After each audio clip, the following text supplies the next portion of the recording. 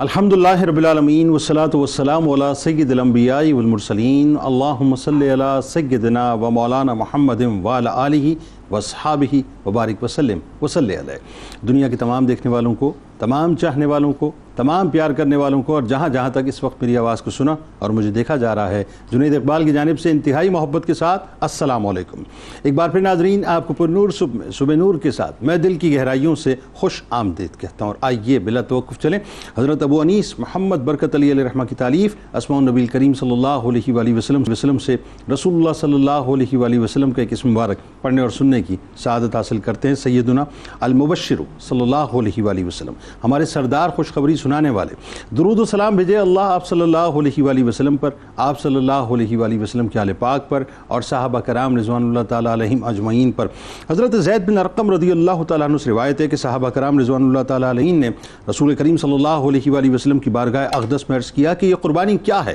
آپ صلی اللہ علیہ وآلہ وسلم نے فرمایا کہ حضرت ابراہیم علیہ السلام کی سنت ہے۔ صحابہ نے رسول اللہ سے پھر یہ سوال کیا کہ ہمارے لیے اس میں کیا اجر و ثواب ہے؟ تو آپ صلی اللہ علیہ وآلہ وسلم نے فرمایا کہ قربانی کے جانور کے ہر بال کے بدلے میں نیکی ملے گی۔ تو جناب آپ سمجھ گئے کہ آج انشاءاللہ ہم قربانی کے احکام اور مسائل پہ بات کریں گے، انتہائی پیچیدہ اور آسان ترین اور چھوٹے چھوٹے مسائل بھی آپ کو بتلائیں گے، لہذا آپ نے ہمارے ساتھ ضرور جڑے رہنا ہے۔ الحمدللہ ناظرین، ایک بار پھر اللہ تعالیٰ نے ہمیں عید الاضحیٰ عطا فرمائی، اور ایک بار پھر ظاہر آپ جانتے ہیں کہ پوری دنیا کے مسلمان اللہ کی راہ میں اللہ کے خلیل کی ادا کی پیروی کرتے ہوئے قربانیاں پیش کریں گے۔ لیکن ذہن میں ایک بات رہے ناظرین کہ چشم فلک نے ایسا منظر نہ کبھی پہلے دیکھا تھا، نہ یقیناً رہتی دنیا تک ایسا منظر کبھی دیکھ پائے گی کہ تسلیم و رضا کی وہ داستان رقم ہونا تھی اور وہ ہو گئی۔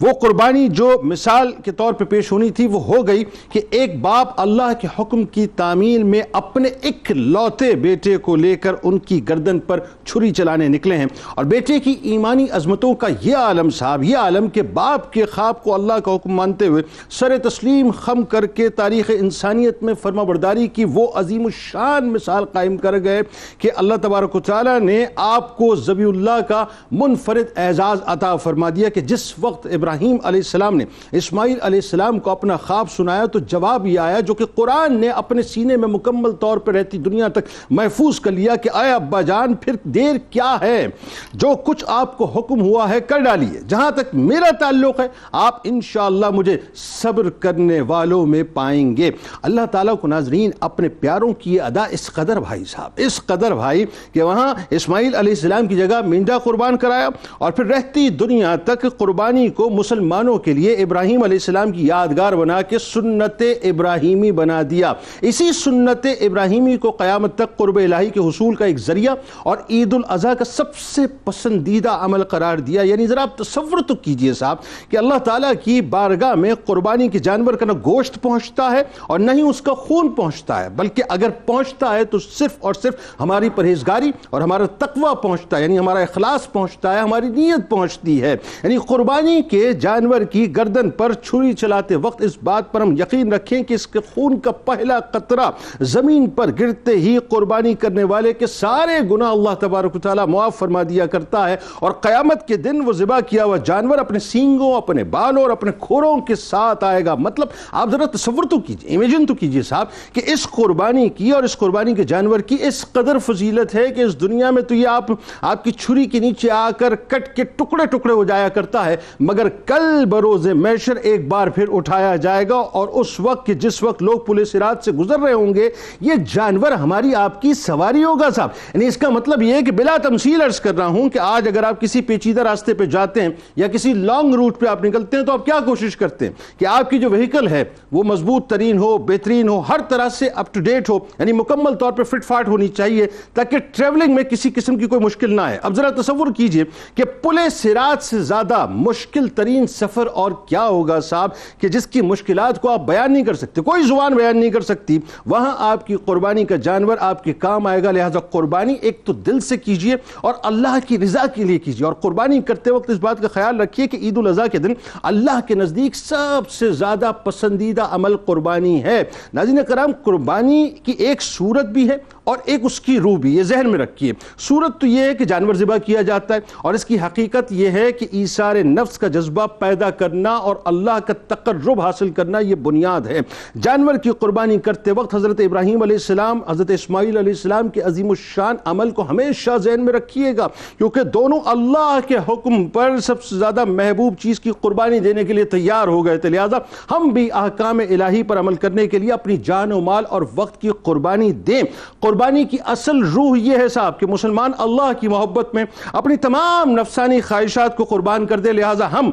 یہ جو من چاہی زندگی گزارنا چاہتے ہیں نا، ذہن میں رکھیے اس کو چھوڑ کر رب چاہی زندگی گزار دیں۔ اور جس وقت آپ قربانی کے جانور کے اوپر اپنی چھری چلائیں نا صاحب، یہ ذہن میں رکھ، قربانی کا مقصد کیا ہے؟ اللہ کے حکم پر اپنے آپ کو سبمٹ کر دینا، سرنڈر کر دینا۔ تو جس وقت آپ قربانی کے جانور کے گلے پر چھری چلائیں نا صاحب، اس وقت اپنی انا کے گلے پر بھی چھری چلائیں، اس وقت اپنے اندر جو بغض ہے اس کی گلے کے اوپر بھی چھری چلائیے، اس میں جب آپ چھری چلائیں تو اپنی نفرت کی گردن کے اوپر بھی چھری چلا دیجئے، اس وقت جو حسد کا ایک بت آپ کے اندر ہے اس کی گردن کے اوپر بھی چھری چلا دیجئے، وہ جو فرقہ واریت کا اور تعصب کا اور عصبیت کا ایک بت آپ کے اندر ہے اس کے اوپر بھی چھری چلا دیجئے، وہ جو آپ کے اندر ایک یوں کہہ لیجئے کہ بے جا شہرت اور حرام مال کے ذریعے سے دنیا میں ترقی حاصل کرنے کا ایک خاص طور پر جنون ہے، اس جنون کے اوپر بھی چھری چلا دیجئے، وہ جو آپ کے اندر یوں کہہ لیجئے کہ لوگوں کے حوالے سے ان کو ہیچ سمجھنا، ان کو کمتر سمجھنا اور اپنے آپ کو بہت بڑا سمجھنے کا معاملہ جو ہے اس کا جو بت کھڑا ہوا ہے اس کے اوپر بھی آپ چھری چلا دیجئے۔ ہاں بس اللہ کی رضا کو حاصل کر لیجئے،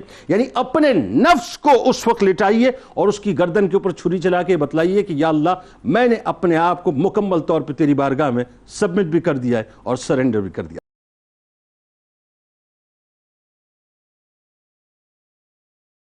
پہلے تو آغاز کیجئے فلسفہ قربانی سے، کیونکہ میں ابتدا میں ایک جملہ بھی ادا کر دینا چاہتا ہوں تاکہ آپ کی وہ ذرا گفتگو میں ریلیونسی بن جائے گی۔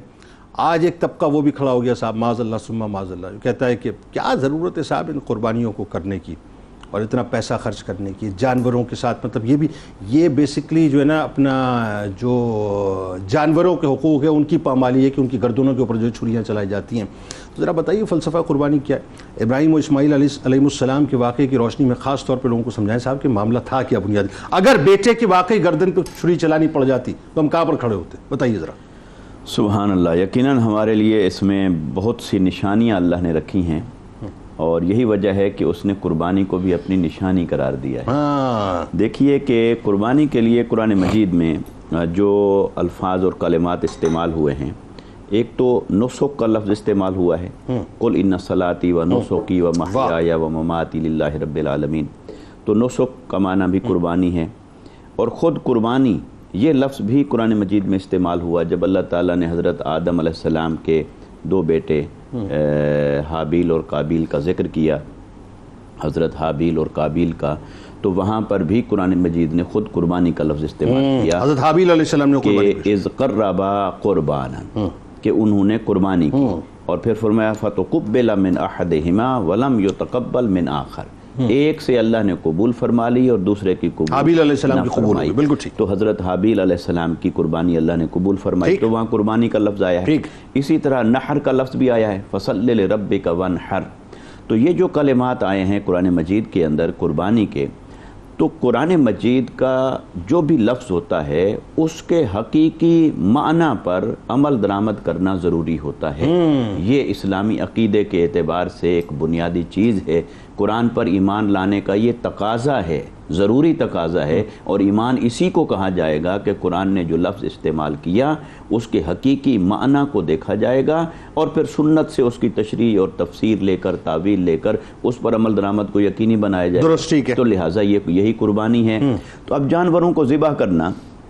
یہ اب اللہ کو کیوں پسند ہے، اور جو عقل اس کے اوپر سوال اٹھاتی ہے، یا عقل بھی نہ کہیں چونکہ عقل سلیم تو اس پر سوال نہیں اٹھاتی، جو عقل خود فساد پر مبنی ہے اور فساد بپا کرنا چاہتی ہے، وہ عقل اس پر جب سوال اٹھاتی ہے کہ جانوروں کو کیوں ذبح کر دیا جائے، تو اسی عقل سے اگر یہ سوال کیا جائے کہ دنیا کے اندر اور جتنی فضول خرچی ہے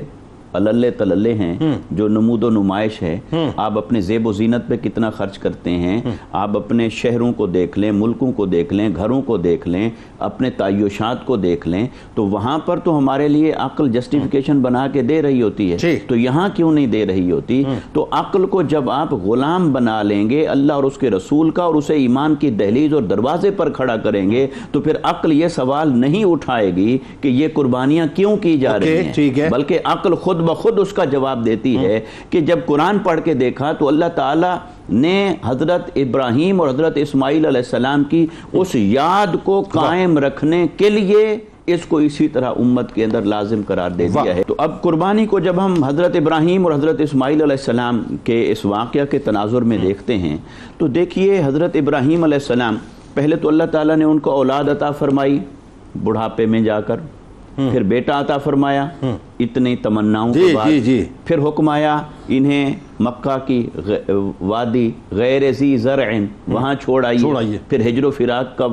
अल्लाह ने इम्तिहान दिया, और फिर आते हैं और क्या आते हैं कि इन्नी अरा फिल मनाम अन्नी, अल्लाह मैंने ख्वाब में देखा है कि मैं आपको ज़िबा कर रहा, और 14 बरस की उम्र। और देखिए कुर्बान जाएं कि हज़रत इस्माइल अलैहिस्सलाम आज जो नाफरमान औलादें हैं और जो रविये हैं हमारे, उन्होंने ये नहीं कहा कि पहले तो आपने हमें अपनी कुर्बत में नहीं रखा, परवरिश में नहीं रखा, छोड़ के चले गए, अब आप आए हैं तो कह क्या रहे हैं कि मैं आपको ज़िबा करने ये तो कोई बात ही नहीं हुई। सुभान अल्लाह। कुरान ने इसलिए हसीन अंदाज में लफ्ज इस्तेमाल किया, फलम्मा अस्लमा, जब उन दोनों ने अल्लाह की रजा के सामने अपना सर झुका लिया, अल्लाह की रजा के सामने जब दोनों झुक गए, वतल्लहु लिल जबीन। अब कितनी ये बारीक बात है, इसे भी कुरान बयान कर रहा है कि इब्राहीम अलैहिस्सलाम ने अपने बेटे को पेशानी के बल लिटाया, यानी यूं नहीं लिटाया कि चेहरा मुबारक आंखों से आंखें मिलें, बल्कि पेशानी के बल लिटाया। अब पेशानी के बल लिटाने के पीछे मुफस्सिरीन ने बताया वजह ये थी कि ये ना हो कि ये जो बाप की शफकत है ये कहीं अल्लाह के हुक्म को पूरा करने में लम्हे भर की रुकावट ना आए। वो आई कांटेक्ट होता है ना, जाहिर आंखों का तो एक अपना मामला होता है। फिर इसका मतलब ये है कि वो कितना पुरअज़्म थे कि अब बेटे को अल्लाह की राह में यूं कुर्बान करना है। और आप सब एक बात पे जरूर कलाम कीजिए, वो जो खास तौर पे आपकी कन्वर्सेशन है जिसमें बाबा जान जो आपको हुक्म हुआ है वो आप कर जाइए, कर गुजरिए। आप मुझे साबरीन में क्या कमाल जुमला है, सूरह अस्साफ़ात के अंदर अल्लाह रब्बुल इज्जत ने इस पूरे वाक़े को बयान फरमाया। फलम्मा बलगा मअहु साया, जब हजरत इस्माइल अलैहिस्सलाम थोड़ा दौड़ने और चलने की उम्र को पहुंचे, बिल्कुल इब्तिदाई उम्र है, क़ाला या बुनय्या इन्नी अरा फिल मनामी अन्नी अज़बहुका, ए बेटे और प्यारे बेटे, या बुनैया, बुनैया ये इसमें तस्गीर है, ए प्यारे बेटे मैंने ख्वाब में देखा है कि मैं आपको ज़िबा कर रहा हूँ। अब ना वो डरते हैं, न कोई बिदकते हैं, न कोई इसमें ऐसा कोई अमल जाहिर होता है, न खौफ तारी है, बल्कि क्या कहते हैं या अबतिफ अलमा तो उमर, कीजिए जो आपको हुक्म हुआ है। इसका मतलब वो ये जान गए कि ये अपनी ख्वाहिश से नहीं बल्कि अल्लाह के हुक्म से हो रहा है। और जब अल्लाह का हुक्म आ रहा है सताजिदूनी इंशाअल्लाह मिनस साबिरीन, इंशाअल्लाह मुझे सब्र करने वालों में से पाएंगे। और यहाँ उन्होंने ये नहीं फरमाया कि मैं सब्र करूंगा, इंशाअल्लाह मैं सब्र करने का फेल जो है उसकी इस्तिताअत और कुव्वत को अपनी तरफ मंसूब अल्लाह की तरफ, इंशाअल्लाह कहा कि इंशाअल्लाह मुझे आप सब्र करने वालों की सफ में खड़ा हुआ पाएंगे। ठीक हो गया। तो गोया अल्लाह ताला को ये मंजर इतना पसंद आया कि अब इसी मंजर को कयामत तक के लिए एक अमली तस्वीर बनाकर इसे राइज कर दी। और इसमें रिवायतों में आता है कि वही बात है कि छुरी को ये हुक्म था कि न चलना, इब्राहीम अलैहिस्सलाम को ये हुक्म था कि छुरी चलाई जाए, और आखिर में मेंढे को जो है जन्नती रिप्लेस कर दिया, और ये कुर्बानी जो सुन्नत इब्राहीमी बन गई। ऐसा ही हुआ। कर सद्दक़ रुया, तो अल्लाह की तरफ से निदा आ गई कि बस जो हमने देखाना था आपने सच्चा कर दिया, ख्वाब सच्चा कर दिया है। अच्छा, अब बात यह कि ये तो एक बुनियाद हो गई। बुनियाद इसलिए डॉक्टर साहब कि अगर let's suppose for the sake of argument जो मैंने जुमला अदा किया, अगर ये इसी तरह से हो जाता, माज़अल्लाह इसी तरह से अगर हो जाता, तो रहती दुनिया तक हर बाप को अपने एक बेटे की कुर्बानी देनी पड़ती। ऐसा ही है ना? अच्छा, अल्लाह ताला ने क्या किया, ये उम्मत पर शफकत है परवरदिगार की और करम है कि मेंढे को भी रिप्लेस किया। तो ज़ाहिर एक तो वो वहाँ भी मामला और फिर यहाँ मामला कि हम बहुत आसानी के साथ जो साहिब इस्तिताअत हैं वो कुर्बानी कर सके। अब आइए साहब, कुर्बानी की अहमियत, और ज़ाहिर ये वो रिचुअल है, ये वो बेसिकली सुन्नत है ابراہیم علیہ السلام کی، کہ جس کی اہمیت اور جس کی فضیلت کو میرا خیال ہے اس دور میں اجاگر کرنا اس لیے بھی ضروری ہے کہ ہمارے یہاں بہت سا ایک طبقہ جو ہے وہ اس کے خلاف باقاعدہ، ایک تو ظاہر ہے آپ کو پتہ ہے کہ فنگرنگ کرتا ہے، پھر جو خاص طور پہ جو نوجوان اب ظاہر ہے وہ ذہنی طور پہ بھٹکتے جا رہے ہیں، ان کے نزدیک تو ان باتوں کی کوئی اہمیت ہی نہیں ہے صاحب، وہ تو کہتے ہیں کیوں بلا وجہ مطلب یہ سارے کام معاذ اللہ ہو رہے ہیں. اور سرکار دو عالم صلی اللہ علیہ وآلہ وسلم کا خاص طور پہ جو قربانی کرتے وقت انداز تھا وہ بھی ضرور بتائیے. بہت شکریہ، بہت شکریہ، اور بہت زبردست گفتگو ہو رہی تھی، اور واقعتاً حضرت ابراہیم علیہ السلام اور حضرت اسماعیل علیہ السلام کے حوالے سے جو گفتگو ہوئی کہ ایک طرف حضرت اسماعیل کا یہ فرمانا کہ اے والد گرامی افعل ما تؤمر، خدا نے جو آپ کو حکم دیا ہے آپ فرمائیے، کیا تسلیم و رضا. اور پھر فرمایا کہ ستجدنی انشاءاللہ من الصابرین، ہم تو صبر کرنے والوں میں سے ہوں گے. یہ تو رہتی دنیا تک بچوں کے لیے سمجھنے کی. پھر جب وہ لمحہ کہ جب چھری چلنے والی ہے رکھی گئی گردن کے اوپر، اس کو مینڈھے سے تبدیل کیا گیا. حضرت ابراہیم علیہ السلام کا یہ فعل جس میں کوئی رکاوٹ نہ تھی، حضرت اسماعیل علیہ السلام کا وہ صبر اور خدا کے حکم کے سامنے سر تسلیم خم کرنا، یہ تو اللہ رب العزت نے مینڈھا وہاں لے آئے جس سے یہ پورے کا پورا منظر بدل گیا، لیکن دونوں شخصیات نے اللہ رب العزت سے جس حکم پر عمل کرنا تھا وہ کیا، اور اللہ رب العزت نے اس کی گواہی بھی دی اور اس کی تصدیق بھی فرمائی. اب جو سب سے اہم بات ہے وہ یہ ہے، جس تناظر میں آپ نے یہ سوال پوچھا اس میں پہلی اور بڑی خوبصورت بات یہ ہے کہ حضور اکرم صلی اللہ تعالیٰ علیہ وسلم نے ارشاد فرمایا کہ ایسا شخص جو استطاعت رکھتے ہوئے بھی قربانی نہ کرے فلا یقربن مصلنا، اسے چاہیے کہ وہ ہماری عیدگاہ کے قریب بھی نہ آئے. اب اس پر آپ غور کیجئے، کیسی سخت ترین مطلب شٹ اپ کال ہے دوسرے لفظوں میں نا، یعنی اس سے بڑھ کر یہ ہے کہ آپ پھر مسلمان ہی، کیونکہ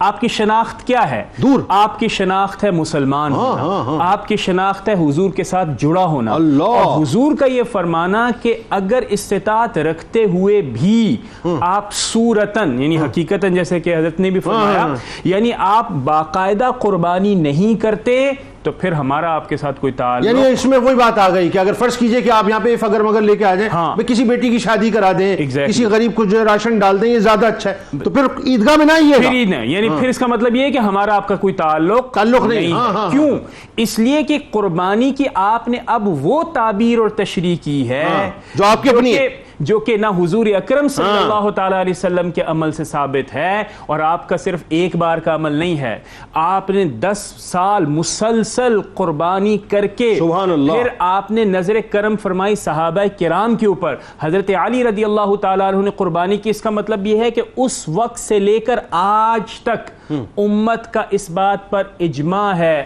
عمل ہوتا رہا ہے. ان 1400 سال کی پورے عمل کو آپ ایک طرف نہیں کر سکتے. اور آپ دیکھیے حجۃ الوداع کے موقع پہ تو 100 اونٹ آپ نے جو نہار فرمائے، جس میں 63 جو ہے عمر مبارک کی نسبت سے آپ نے خود، اور 37 جو ہے مولا کائنات کی دست مبارک سے. بالکل یہ. اب دوسری بات یہ ہے کہ حضور اکرم صلی اللہ تعالیٰ علیہ وسلم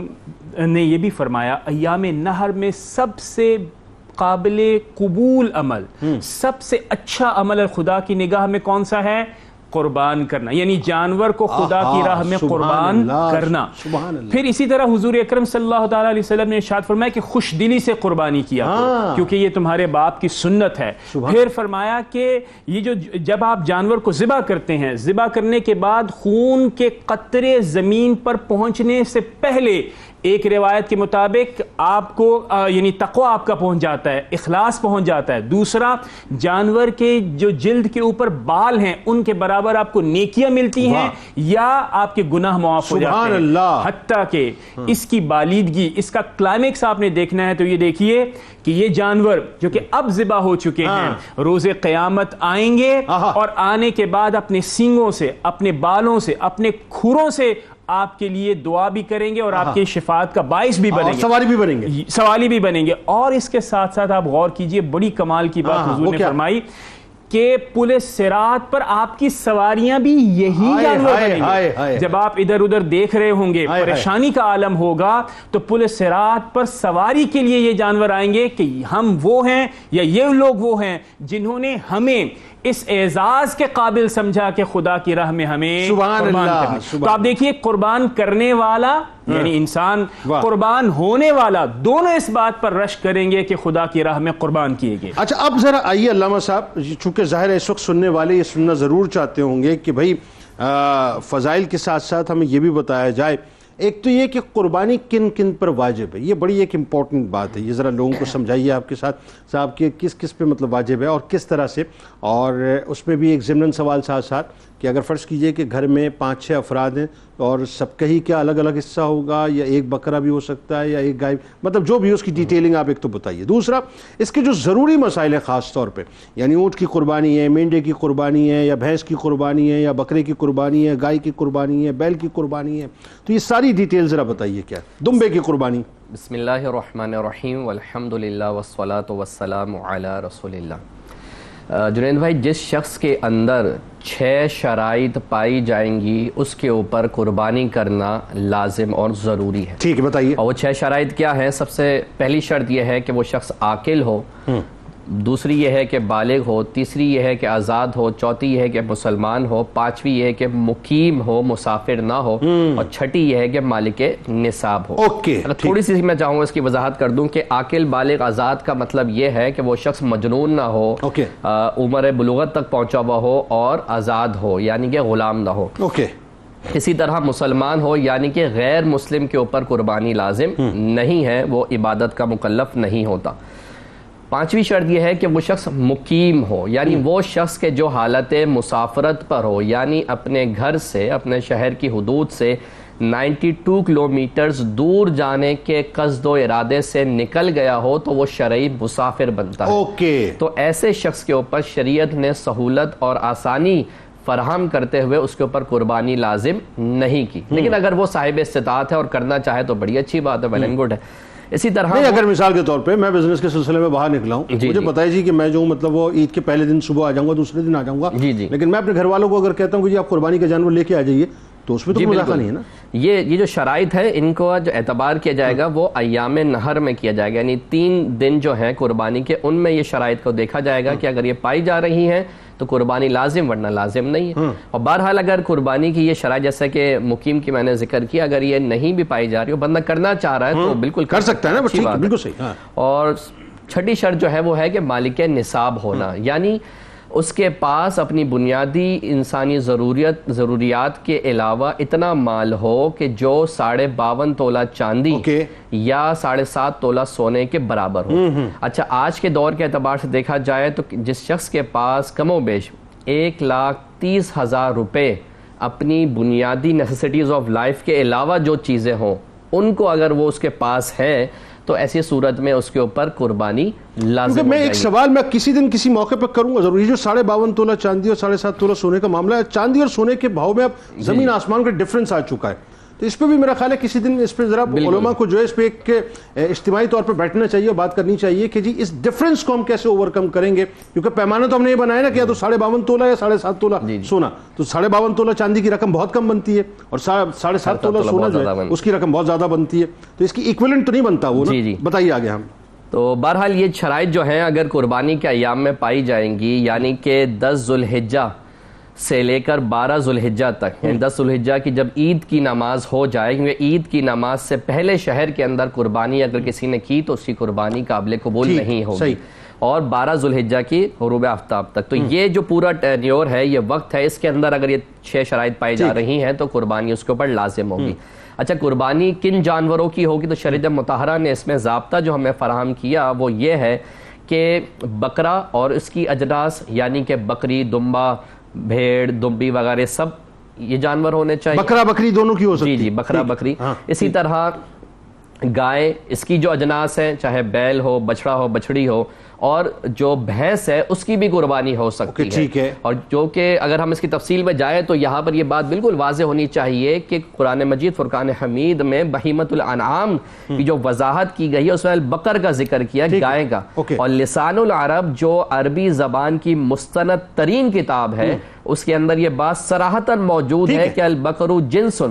والجاموس نوع من البقر، کہ گائے یہ جنس ہے اور جو جاموس ہے یعنی بھینس یہ گائے ہی کی ایک جنس ہے, گائے ہی اچھا کی اس کی نوع میں سے. ڈیٹیلنگ سے ماورا میں چاہتا ہوں سینopsis کی صورت میں مزید انفارمیشن لوگوں کو دیجیے. جی تو اب اگر ہم مزید اس کی عمروں کے بارے میں گفتگو کریں تو جو بکرا ہو یا بکری ہو, اس کی کم از کم عمر جو ہے وہ 1 سال ہونی چاہیے. لیکن اگر دمبا ہے اور وہ اتنا بڑا نظر آتا ہے, اگرچہ 6 ماہ کا ہے لیکن اتنا بڑا نظر آتا ہے جو 1 سال کا معلوم ہو, تو اس کی بھی قربانی ہو جائے گی. اسی طرح گائے کی کم از کم عمر جو ہے وہ 2 سال ہونی چاہیے, اور جو اونٹ ہے اس کی کم از کم عمر جو ہے وہ 5 سال ہونی چاہیے. دانت کا کیا چکر ہے, یہ 2 دانت ہو 4 دانت؟ اصل تو اعتبار عمر کا ہے, لیکن ہمارے ہاں ایک ضابطہ بنا ہوا ہے کہ اگر 2 دانت نکل آئے تو اس کا مطلب یہ ہے کہ یہ اپنی عمر کو پہنچ گیا جس میں اس کی قربانی ہو جاتی ہے. لوگ سب سے پہلے منہ کھول کھول کے جو ہے دانت دیکھ رہے ہوتے ہیں 2 دانت ہیں کہ نہیں, ہاں لیکن 4 دانتیں چھوڑ دیتے ہیں. لیکن اس کا مطلب یہ ہے کہ اگر مثال کے طور پر کسی کا اپنا پالا ہوا جانور ہے اور اس کے ابھی دانت پورے نہیں ہے, لیکن پتا ہے اس کو کہ 1 سال اس کی عمر ہو گئی ہے بکرے کی, یا گائے کی 2 سال عمر ہو گئی ہے,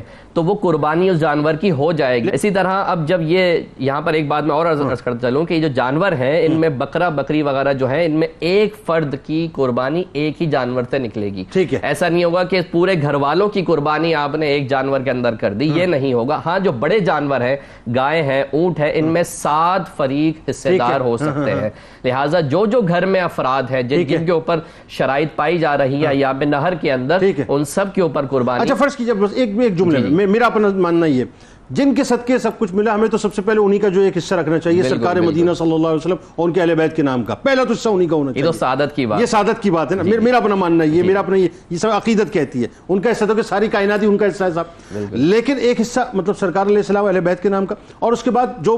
مطلب صاحب استطاعت ہے ان کے نام ہو گیا. اب بچے ہیں فرض کیجئے, ان پہ تو ظاہر نہیں ہے, تو کیا ہم بچوں کا بھی رکھ سکتے ہیں؟ جی بالکل رکھ سکتے ہیں, حتیٰ کہ عقیقے کا حصہ بھی اس میں رکھا جا سکتا ہے. اچھا ٹھیک ہے, عقیقے کا جو بھی تقرب اللہ کا سلسلہ ہو سکتا ہے اس کا حصہ رکھا جا.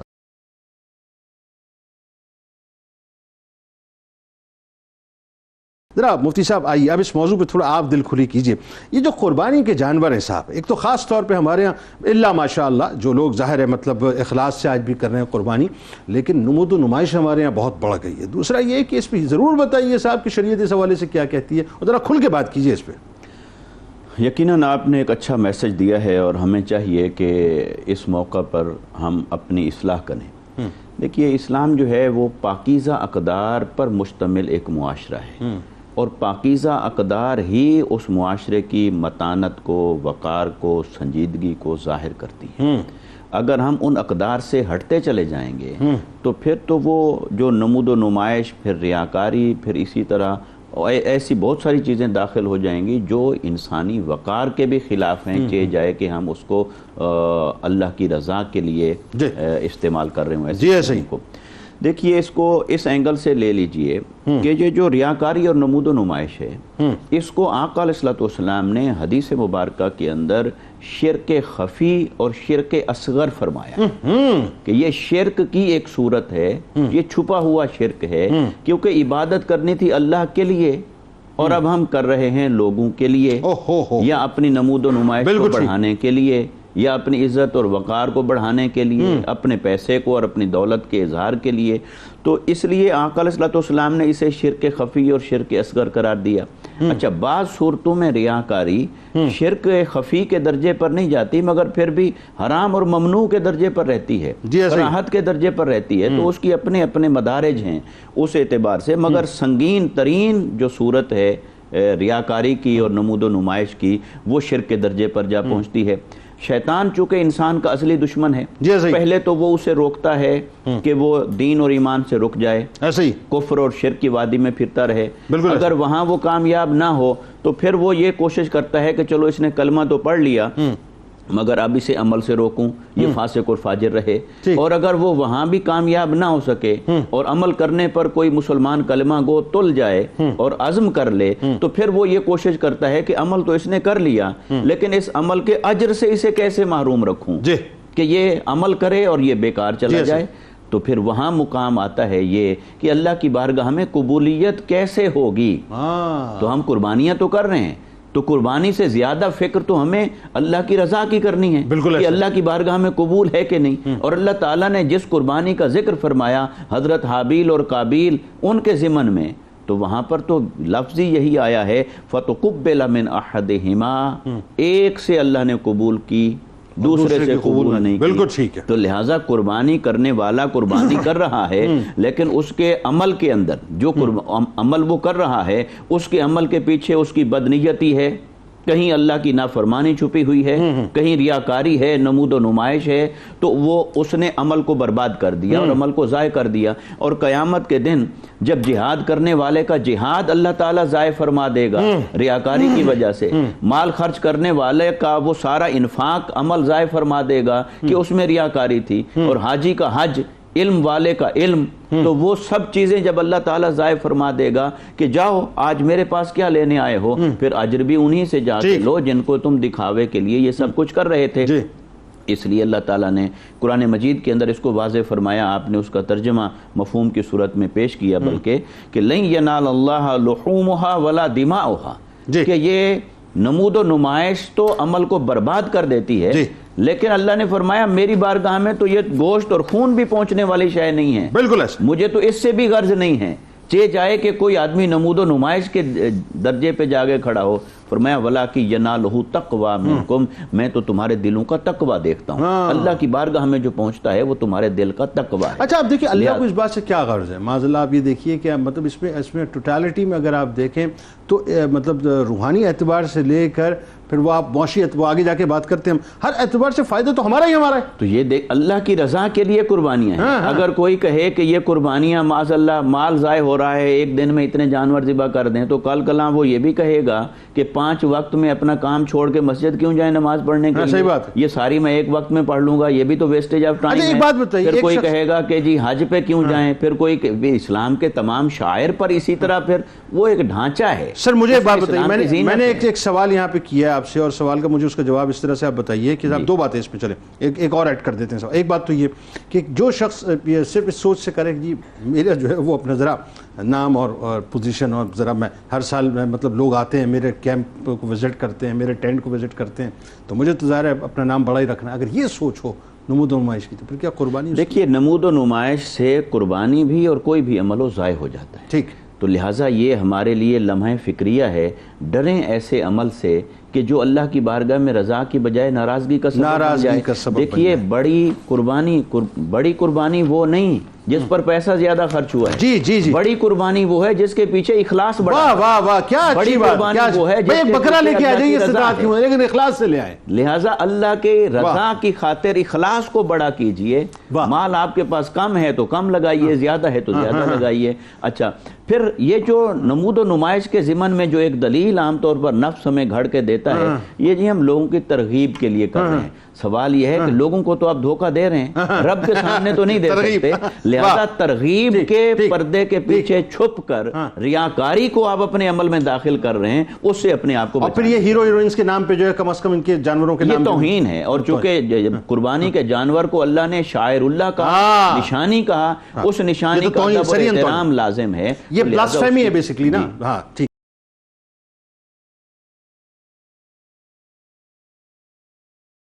ڈاکٹر صاحب اب آئیے, اب آتے ہیں اس طرف لاجیکل بات ذرا سے اس اعتبار سے, کیونکہ بہت سے لوگ جو متجددین ہیں اور جو عقل کے پیمانے, جو عقل کے یوں کہیے کہ اٹکل پچو لڑا کر بات کرنا چاہتے ہیں, تو ان کو ذرا ہم سمجھا دیتے ہیں. اس کے دینی فائدے بھی بتائیے, اس کے معاشی فائدے بھی بتائیے, اس کے معاشرتی فوائد بھی بتائیے کہ ایک قربانی ہے لیکن فوائد کتنے سارے ہیں اس کے. بسم اللہ الرحمن الرحیم. میرا یہ خیال ہے کہ اس سے پہلے جو گفتگو ہو رہی تھی یقیناً بہت ہی اہم ہے, اور تمام ناظرین کو چاہیے کہ اس کے اوپر غور کریں, چونکہ اس سے آپ کی قربانی ضائع ہونے کے امکانات. بالکل صحیح. آئیے اس بات پر غور کریں کہ قربانی کے حوالے سے جو بنیادی اعتراض معترضین کرتے ہیں وہ یہ ہے کہ قربانی کے ان 3 ایام میں اس قدر مسلمان قربانی کرتے ہیں جس کے نتیجے کے اندر گوشت بہت زیادہ دستیاب ہوتا ہے, جس کے نتیجے میں معیشت پر برے اثرات ہوتے ہیں, جس کے نتیجے میں نقصان نیشنل اکانومی کو پہنچتا ہے. سب سے پہلی بات تو یہ ہے کہ اس اعتراض کے اندر جو سب سے پہلی بڑی کمزوری ہے وہ یہ ہے کہ یہ ایکٹیویٹی جو اکنامک ایکٹیویٹی ہے, مذہبی ایکٹیویٹی ہونے کے ساتھ ساتھ, بلکہ بنیادی طور پر ایک مذہبی ایکٹیویٹی ہے, یہ ایکٹیویٹی پورے سال اس کا اہتمام ہوتا ہے, پریپریشن ہوتی ہے, اور اس کا کلائمیکس ان 3 دنوں میں. بالکل ٹھیک ہے. تو لہٰذا پہلی بات تو یہ ہے کہ یہ وہ پریپریشن ہوتی ہے ایک خاص ایونٹ کے لیے, ایک خاص ریچول کے لیے, جو کہ کئی انڈسٹریز اس کے اندر شامل ہوتی ہیں. دوسری بات, جو معترضین ہیں, ابھی ہم نے دیکھا کہ اوشن گیٹ ایکسپیڈیشن 2023 ہوا, جس میں ٹائٹینک کا ڈیبرس تلاش کرنے کی کوشش کی. جی, ٹائٹن سب مرین جو اندر گئی اور اس کو ایکسپلوڈ ہو گیا انفارچونیٹلی. اور بلینئرز, 5 بلینئرز. میں اسی طرف آپ کی توجہ دینا, اگر معترضین کا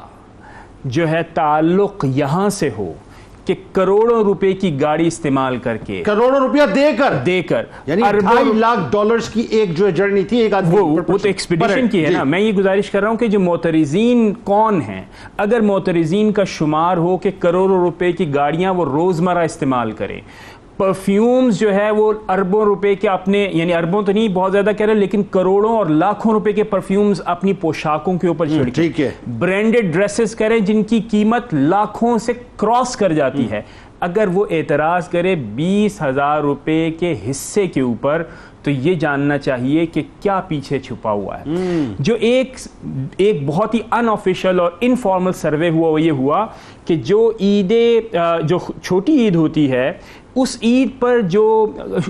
شاپنگ کی گئی, اس کے نتیجے میں آپ کہتے ہیں کہ وہ ایکٹیویٹی ہیلدی ہے, کیونکہ اس کے نتیجے میں خاص برانڈز, خاص طرح کی شاپنگ اور خاص طرح کے مینوفیکچررز بینیفٹ حاصل کر رہے ہیں, اور ان کا تعلق انٹرنیشنل مارکیٹ سے بھی ہو سکتا ہے. تو اب غور کرنے کی بات یہ ہے کہ قربانی پر یہ اعتراضات کیوں. پھر آئیے نیشنل اکانومی کو دیکھتے ہیں. نیشنل اکانومی میں آپ دیکھیے کہ قربانی کی وجہ سے جو چمڑے کی صنعت ہے اس کو کتنا بڑھاوا ملتا ہے. اس کے ساتھ ساتھ آپ دیکھیے کہ ہماری ایکسپورٹ ویسے ہی کم ہے, اور چمڑے کے اندر ہماری ایک یونیکنیس ہے. سیالکوٹ اس کا ہب ہے, کراچی اس کا ہب ہے, قصور اس کا ہب ہے. تو یہ پوری انڈسٹری بوسٹ کرتی ہے, اس پہ ڈیپینڈ کرتی ہے, اس سے فیڈ ہوتی ہے. پاکستان لیدر انڈسٹری کو 20 to 30% جو ہے آپ کو یہ اینیمل اسکن جو ہے عید الاضحیٰ کے موقع پہ سپورٹ کرتا ہے. آگے چلیے. اور اچھا, اور دوسری بات یہ ہے کہ نیشنلی اس کو جب آپ ایکسپورٹ کرتے ہیں تو ایکسپورٹ میں بھی اضافہ ہوتا ہے, دنیا میں اس کی مانگ ہے. دوسری بات,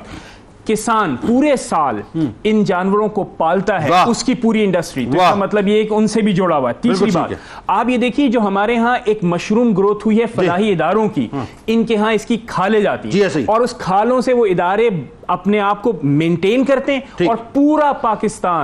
پاکستان جو ضرورت مند ہوتے ہیں وہ اس کی بنیاد کے اوپر چلتے ہیں. تیسرا, کسائیوں کی جو انڈسٹری ہے وہ, اور سب سے زیادہ معاشرتی فائدہ جنید بھائی یہ ہے کہ افریقہ کے غریب لوگ, پاکستان میں جو غریب لوگ جنہوں نے زندگی یعنی سالہ سال گوشت استعمال نہیں کیا ہوا ہوتا, وہ بھی استعمال کرتے ہیں, اور یہ ایک پروٹین کی بہترین صورت ہے. الغرض یہ کہ اگر آپ اس کو سوشل اور اکنامک پرسپیکٹو میں دیکھیں تو it is a very healthy, very productive, اور پاکستان کی نیشنل اکانومی کے اندر ایک اچھی اکنامک ایکٹیویٹی. آپ کو میں امیزنگ بات بتاؤں, بات آپ کی مکمل. اگر ایک چھوٹا سا جملہ, ہمارے ہاں اکنامک ایکٹیویٹی کو کہتے ہیں کہ ہم نے کرنا کچھ نہیں, پیسہ ادھر دو ادھر لے لو. This is not an economic activity. قربانی ریئلی آپ ایک اکنامک ایکٹیویٹی پرفارم کر رہے ہیں.